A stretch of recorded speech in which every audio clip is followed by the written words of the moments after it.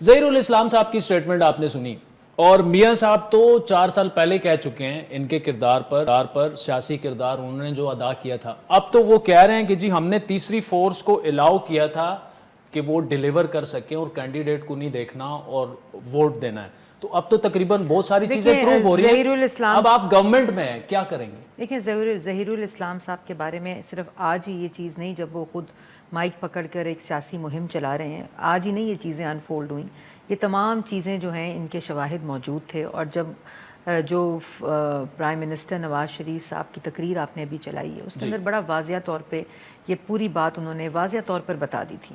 اور دوسری بات یہ ہے کہ یہ اس طرح کے جو کیریکٹرز ہوتے ہیں، اس طرح کے جو کردار ہوتے ہیں، انڈیویجولز جو ہوتے ہیں ایسے، وہ انفرادی طور پر یہ جب بیانات دیتے ہیں تو سمجھتے ہیں کہ ہمارا انفرادی یہ موقف ہے، لیکن ان کا کیونکہ وابستگی رہی ہوتی ہے ادارے کے ساتھ، اور اس کے بعد جب وہ اس قسم کی سٹیٹمنٹس دیتے ہیں تو ظاہر ہے اس کے اندر کنٹروورسی تو نہیں بلکہ وہ اپنے ادارے کو انڈرمائن کر رہے ہوتے ہیں. اور یہی ہوا جو ہم دیکھتے آئے ہیں ہمیشہ، جب کہ ایسے کیریکٹرز، ایسے کردار اداروں کے اندر موجود ہوتے ہیں، جب وہ حاضر سروس ہوتے ہیں یا اس کے علاوہ جب وہ اپنی سروس میں نہیں رہتے، ریٹائر ہو جاتے ہیں، تو اس کے بعد اس قسم کی سیاسی بیانات دینا، تجزیے دینا، وہ انڈرمائن ان کی اپنی پوزیشن جو صدارے میں ہوتی ہے اس کو کرتے ہیں. دوسری بات یہ آپ نے کہا کہ یہ ہم کیا کریں گے. ہم ایسی وہ لوگ جو اپنے منصب کو بھی انڈرمائن کرتے ہیں، اس کو بھی کنٹروورشل کرتے ہیں، اور جس طرح کی حرکتوں میں وہ ملوث ہوتے ہیں ان کی آئین کے اندر بہت کڑی سزائیں موجود ہیں. اور اس کے اوپر ضرور میں اپنے ذاتی اس پہ تو کہہ سکتی ہوں، اور گورنمنٹ میں بھی آف کورس اس پہ، لیکن ایسی باتوں کو زیادہ ہم اس وقت جو حالات ملک کے ہیں وہ اس قسم کی طرف ڈائیورژنز جو ہیں اس کے لیے نہیں ہیں. جو ملک کے اس وقت معاشی صورتحال ہے، ملک کی عوام کے جو اس وقت مشکلات ہیں، اس کے اوپر ہمارا گورنمنٹ کا سارا فوکس ہے.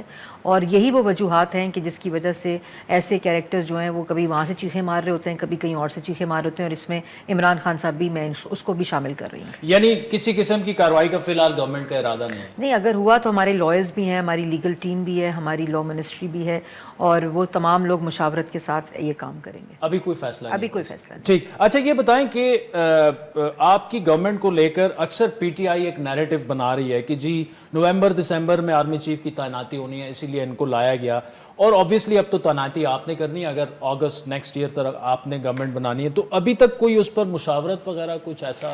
دیکھیں، آپ جہاں تک عمران خان صاحب اور پی ٹی آئی کے بیانیے کی بات کر رہے ہیں، تو اگر ان کے پاس کارکردگی کا بیانیہ ہوتا، اگر 4 سال، ہم بھی تو کہتے ہیں نا کہ 2013 سے لے کر 18 تک 14,000 میگا واٹ بجلی بنائی، ہم بھی کہتے ہیں، ہمارا بیانیہ یہی تھا نا. جب میاں صاحب آپ کو یاد ہے یہاں سے پینما کے بجائے اقامے کے اوپر جب گئے تھے، تو انہوں نے جو ہم لوگوں نے پوری پولیٹیکل جو جرنی تھی اس میں ہم بتاتے ہوتے تھے، میاں صاحب بتاتے تھے کہ میں نے 14,000 میگا واٹ بجلی بنائی، جو ترقی کی شرح تھی وہ 6% پر لے کے جا رہا تھا، مہنگائی کی شرح 2.3% کے اوپر تھی، سی پیک آ چکا تھا، منصوبے لگ رہے تھے، پبلک ٹرانسپورٹ تھی، موٹر ویز بن رہے تھے. یہ تمام وہ چیزیں تھیں جو ہم، اور دہشت گردی ختم کر دی تھی.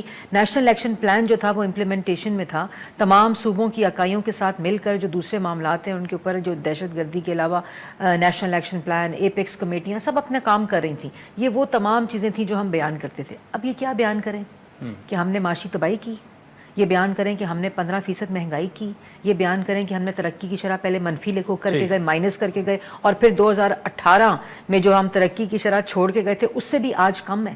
یہ بتائیں گے، یہ بتائیں کہ ہم نے کشمیر فروشی کر دی ہے، ہم نے یہ بتائیں کہ ہم نے ڈسکا کا الیکشن چوری کیا تھا 2018 میں، RTS بیٹھ کر آئے تھے ہم. یہ کیا بتائیں عوام کو؟ تو اس لیے کبھی بیرون ملک سازش، اس کا نام کبھی عالمی سازش ہو جاتا ہے، پھر خود اپنے بیانیے کی نفی کرتے ہیں کہ 6-7 مہینے پہلے ہمیں خود ہی پتا تھا. اگر وہ پتا تھا تو پھر عالمی سازش کیسے ہو گئی؟ پھر آج بڑا انٹرسٹنگ بیان دیا عمران خان صاحب نے کہ اگر میں نے مہنگائی کی تھی اور اگر میں نے یہ سارے کام کیے تھے تو آپ لوگ آئے کیوں؟ تو پھر ہمیں رہنے دیتے.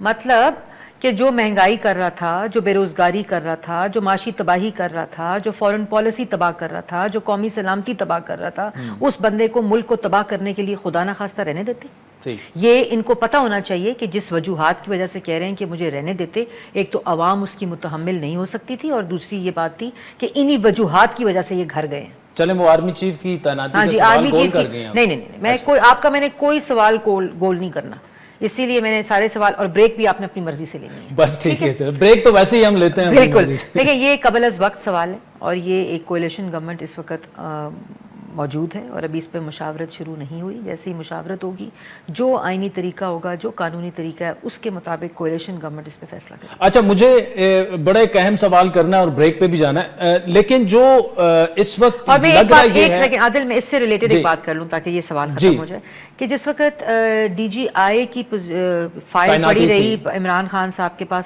تو وہ اس کی تعیناتی کس وجوہات کی وجہ سے نہیں کر رہے تھے, 2 ہفتے کیوں ڈیلے کی تھی؟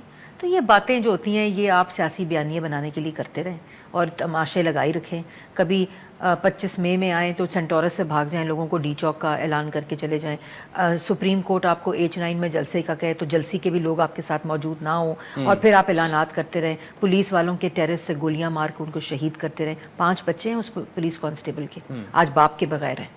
اس کے بعد آپ ڈنڈے سوٹے اسلحے لے کر لوگوں کو کہیں, اور آپ کہیں کہ میں نے اس لیے ان کو کہا تھا کہ اسلحہ لے کر آئیں کیونکہ مجھے پتا تھا کہ یہاں انہوں نے تیاری کی ہوئی ہے. یہ آپ دیتے ہیں پیغامات. مطلب لبے لباب یہ کہ تعیناتی تو آپ نہیں کرنی ہے نا اگست تک, اگر آپ لبے لباب نہیں ہے, یہ حقیقت ہے. حقیقت ہے کہ اللہ تعالیٰ کا کرم ہے کہ ہم مسلم لیگ نون نے تاریخ میں میرے خیال میں یہ 6 آرمی چیف ہوں گے جن کو تعیناتی کی ہوگی. جی ہاں.